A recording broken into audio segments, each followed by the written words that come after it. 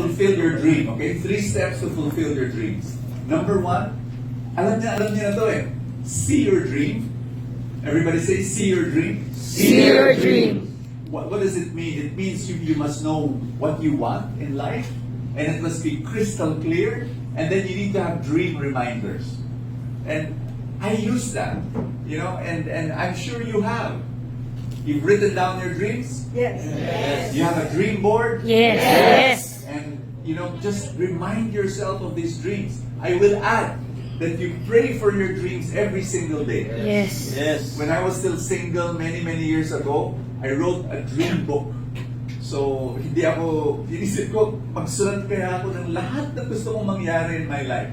And I wrote it down, 15 pages, big pages, wrote it down, handwritten, everything I wanted for my life. From my personal life, to my financial life, to my family life. Single pa ako nun eh. So, sinabi ko, I will have a wonderful marriage, and I'm gonna have a beautiful relationship with my wife. I'm gonna tell her I love you 7 times a day, and I have a weekly date with my wife. So lahat mga specifics. I'll be a father. I'll be a great father. Sinulat ko. Tapos siyempre mga financial dreams, magkano kikitain ko every year, lahat yan, sinulat ko. Pati ministry, I will be a best-selling author that will help a lot of people, and I'll have a ministry for the poorest of the poor. It will be called Anawim. Can you say Anawim? Anawim. It's a Hebrew word which means poor of the Lord, and I said it's going to be a big property, nandun lahat ng mga matatanda sa kalye, we will pick them up, we'll house them there. So I wrote all of those things, and those things came true, all of them.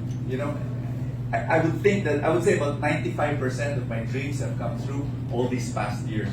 And I'm going to encourage you. You always come before the Lord and you say, you've got to see your dream. God designed us as people we're beings of intention. And that's very powerful. When you have an intention and you pursue it, then you must see your dream. Second is you must sow your dream. So dreams are seeds, and if you plant them, and it's all about action. You know that. Yes? Yes. It's all about action. And if there's one, the 10 steps of success nga eh. Number 1 is what? You need to ask God, right? And in step 2, you need to act. Step 3, you need to act again. Step 4, act again. Step 5, act again. So step 1, ask God. And then step 2, act.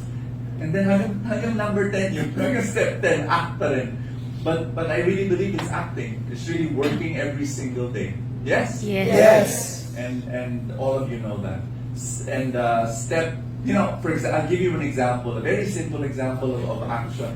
A lot of people, how many of you watch Full Tank, my video blog in Facebook? Some of you do.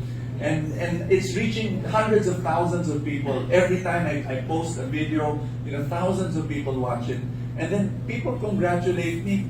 Brother Bo, tingnan mo to, kaka-post pa lang yung Full Tank. Ilang comments na, 300 na. And they say, congratulations, grabe kang, ang swerte mo, and all of that. And they don't know. Nagsimula ako 10 years ago, actually 12 years ago, kaka-post ng video. Alam mo ang comments? 2. Lagay, amen. Yun lang. Ilan nanood? 40. Pero gawa pa rin ako gawa. Guess niyo yun? Yes. It started there 12 years ago. So any kind of success that I have now, it's only because of consistent action. Right? You know this already. Just tap somebody on the shoulder and say, consistent action. Consistent action. That's all. You want success? You need to go through that. And then all of us know, how many of you have been rejected before? How many of you have people in your life, in your family, your loved ones, they put you down?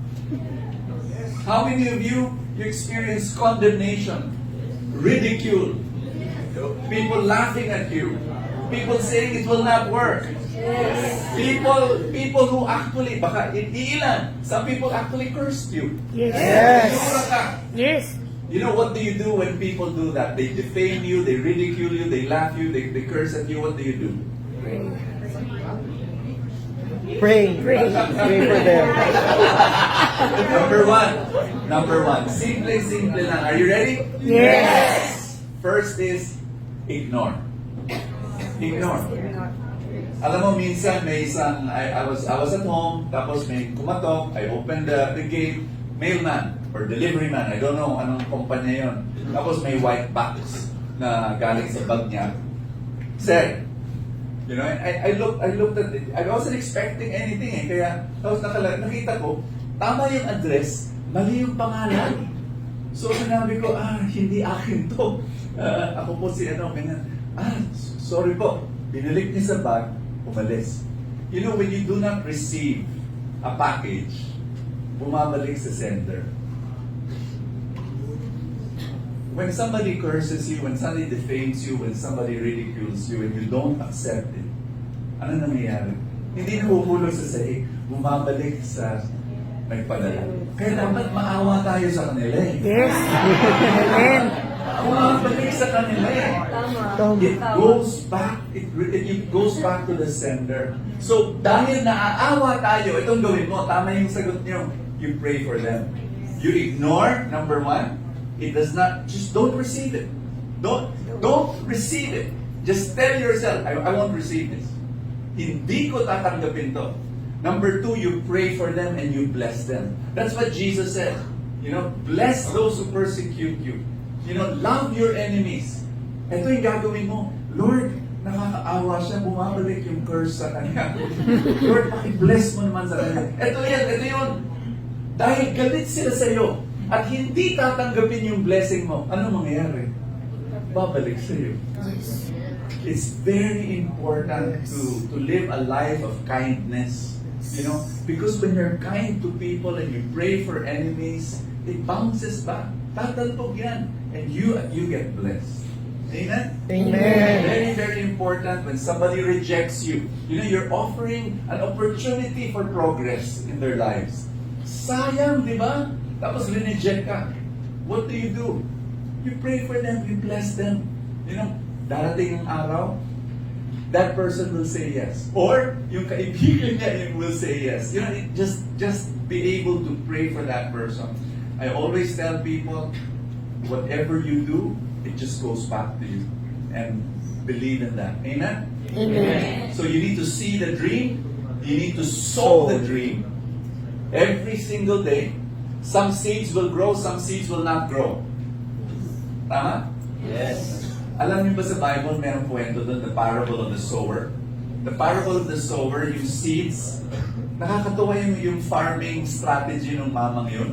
Sinabi ni Jesus, you know, that man, he's planted seeds sa pathway. He planted seeds sa rocky ground. He planted seeds sa thorny ground. And then he planted seeds on good soil. Sinabi ni Jesus, only 25% grew.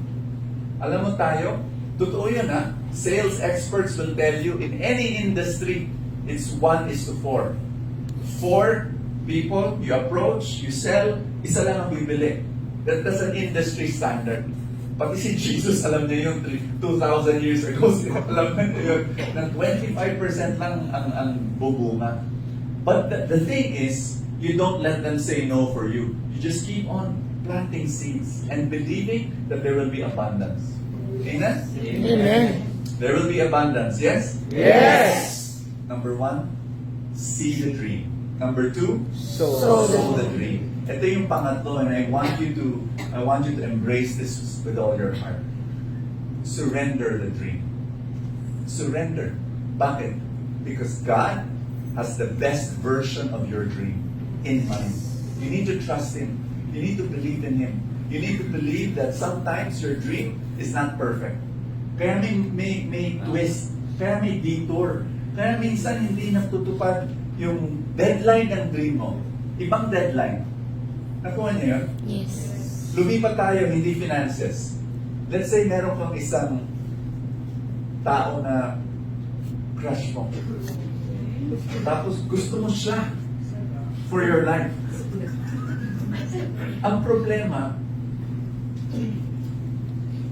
hindi ka hindi mo sasabihin.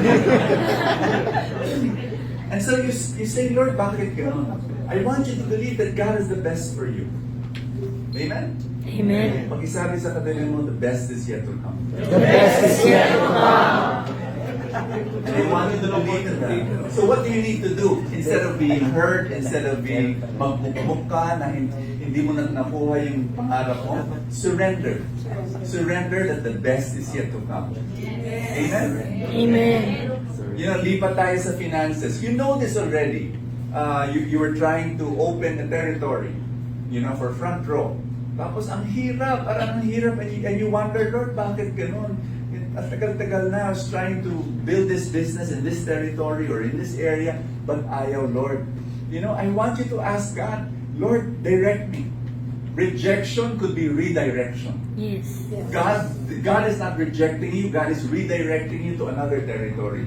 Who knows? You know, you've been working on person A, you know, and for the longest time, maybe God wants you to work for person B and work on that person. The thing that I want you to do is to have flexibility. The most powerful person in this room is the flexible person. And you need to say, Lord, I surrender. I want you to guide me and lead me in my work. Amen? Amen. So maraming salamat. Yun ang unang talk. At hindi ko prepare yun. I just wanted to share about this.